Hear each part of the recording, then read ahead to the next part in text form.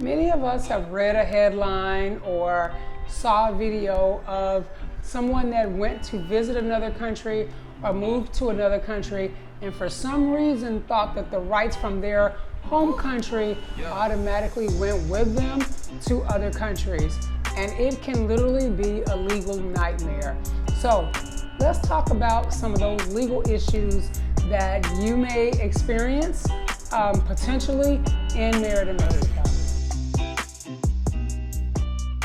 Hello my loves, Kelly here, and welcome to another extraordinary slice of my life where I am living the dream as an expat here in Merida, Mexico.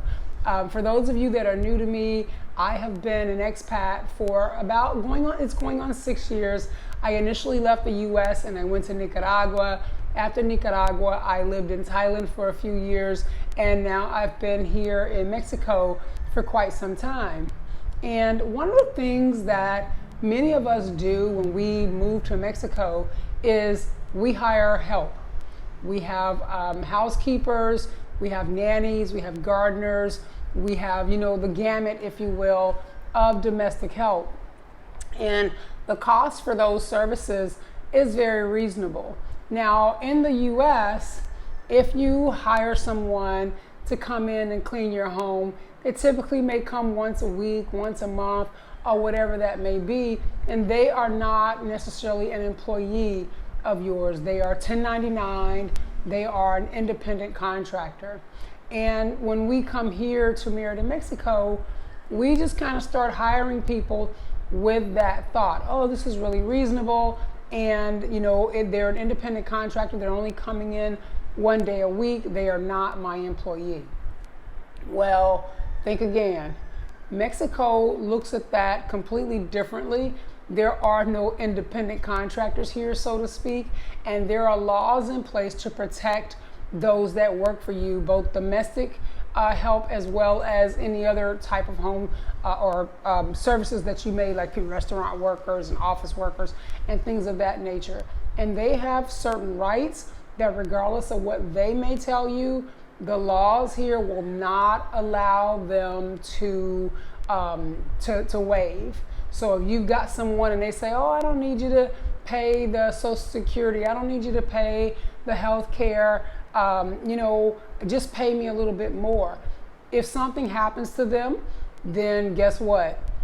You are still on the hook for their health care. So let me tell you a little bit, let me get a little deeper into how things work here, if you will, and what you can do to protect yourself.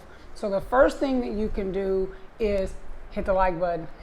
I gotta throw that in, y'all. And then make sure you hit the subscribe button as well. And touch on that little bell icon if you want to get updated every time I share some good stuff and sometimes some nonsense and shenanigans.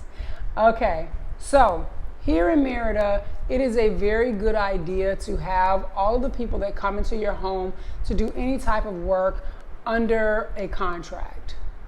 Because once you hire them, if there is no contract, it's not like in the US where it's a fire at will type situation. You cannot just fire them.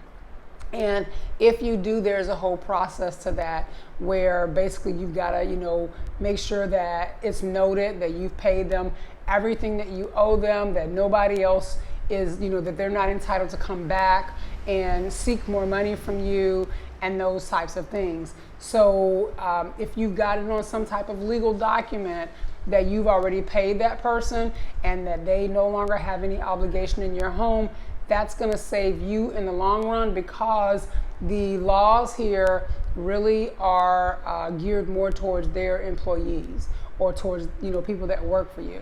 So few things that you may or may not know. If someone is coming to work for you and they get into an accident, that's considered a work-related accident. If they are in your home and they have an accident, that's obviously a work-related accident. If they have left your house and they are on their way home from your house and they have an accident, that's a work-related accident. And what happens in that situation is The person that you don't have a contract on, the person that you're not paying any health care for, the person that you're just paying weekly out of your pocket, if they decide that they need, that there's a hospital care involved and they don't really have the money to take care of that, you are now responsible for that. All of it. Whatever it is. If they got to have surgery, that's your payment.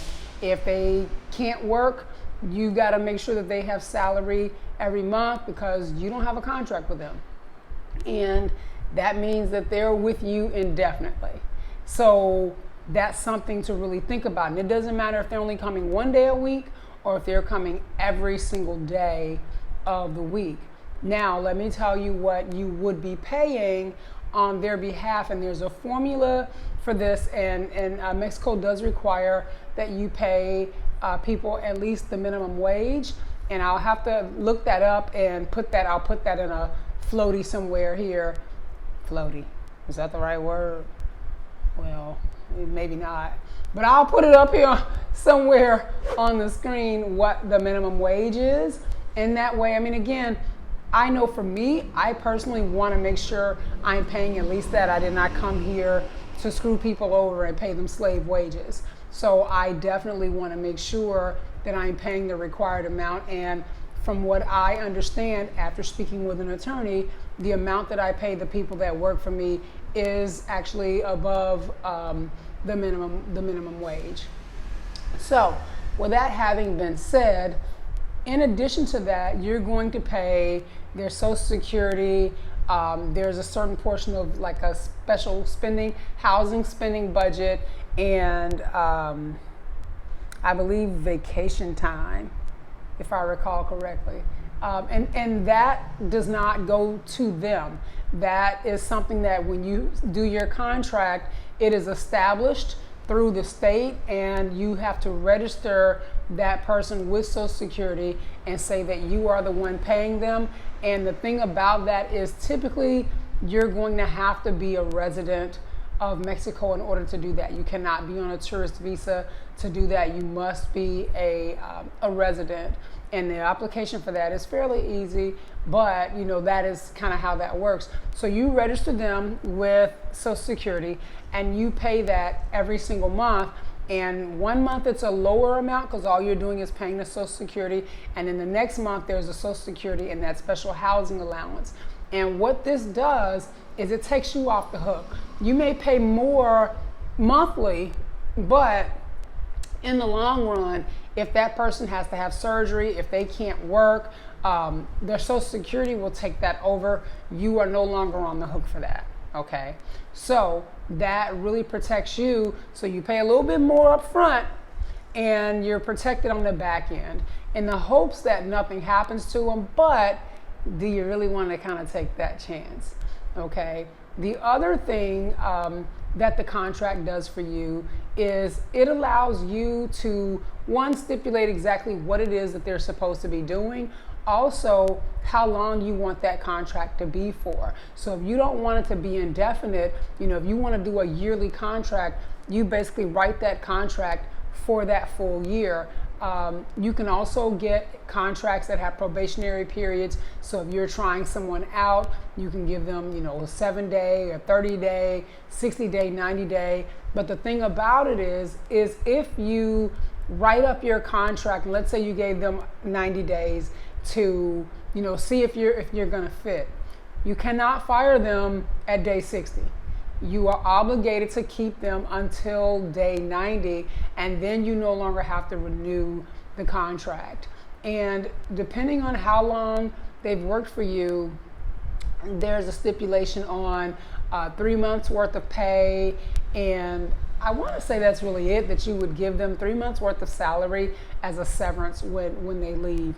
Now, looking at what it is that we pay here in Mexico for that domestic help, it may sound really daunting to have these contracts and to pay this additional money, but it really isn't, guys. So I'll give you an example of the numbers that I was given again when I spoke with the attorney. For, let's say I pay my cleaning lady 1,500 pesos per month. Okay, this is an example. If I pay her 1,500 pesos per month, what I would pay the first month on Social Security is roughly 1,000 pesos. The next month it's roughly 2,200 pesos. So you basically just kind of roll that into what you're paying out, and you would send that to the to your accountant that is, you know, here in Mexico, or the Social Security board, or however it was that you registered this employee. So when you really get down to it, it's not a ton of money to make sure that you are protected. So this is only for people that leave your house and come back. If they're going to be living, that's a whole different animal that I cannot speak to, because that's not what we're doing over here. My come up game ain't coming up that way. So I just wanted to kind of share with you guys, because I haven't really seen anybody talking about this, but I also know that if you don't know your rights, you don't have any. And the last thing I want is for you all to be caught with your pants down because somebody got hurt on the way to your home, leaving your home, or, you know, while they were at your home. I know that for many of us, it's obvious if they're in my home, okay, you know, I probably should take care of that. But if they are on their way to or from, you are also responsible for that. So hopefully this was helpful. And I know, again, it's not what we really want to hear, because we just want to come down here and, you know, pay the people out of our pocket and make it real easy. But I promise, if you do the contract, it also can be really easy. You're just going to pay a little bit more, but in the long run, it's going to save you a lot. All right, guys, if you have not hit the subscribe button yet and you're still here, what are you waiting on? Do that thing, man. And also make sure you hit that like button, because that is how YouTube will reward me in their algorithm. All right, I will see you guys next go round. And if you want to support the channel in other ways, there are links in the description below for you all to be able to do that. I appreciate you all for being here. Have an amazing day. Ciao. Yeah.